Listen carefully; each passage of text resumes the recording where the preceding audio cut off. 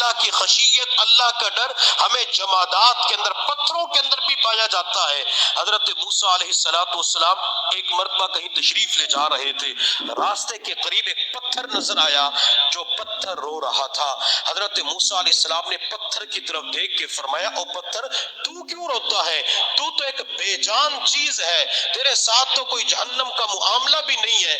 تو پتھر کہنے لگا، اللہ کے نبی، اللہ تعالیٰ قیامت کے دن انسانوں اور پتھروں کو جہنم کے اندر ایندھن کے طور پہ ڈالیں گے۔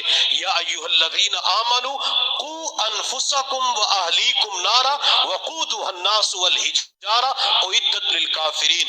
حضرت موسیٰ علیہ السلام نے اللہ سے دعا مانگی، اے اللہ اس پتھر کو جہنم سے نجات عطا فرما۔ اللہ نے دعا کو قبول فرما لیا، پتھر کو بتلایا، پتھر تیری دعا قبول ہو گئی، اللہ تجھے جہنم کے اندر نہیں ڈالیں گے۔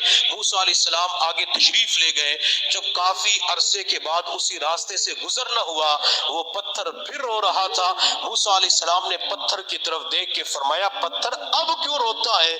اللہ نے جہنم سے نجات تو عطا فرما دی۔ تو پتھر کہنے لگا، اللہ کے نبی، میں اللہ کا شکر ادا کرتے ہوئے رو رہا ہوں۔ پتھر بھی اللہ کے خوف کی وجہ سے رو پڑتا ہے، لیکن انسان کی آنکھوں میں اللہ کے خوف کی وجہ سے آنسو نہیں آتے، انسان کو رونا نصیب نہیں ہوتا۔ ہمیں چاہیے اپنے اندر خوف پیدا کریں۔ اگر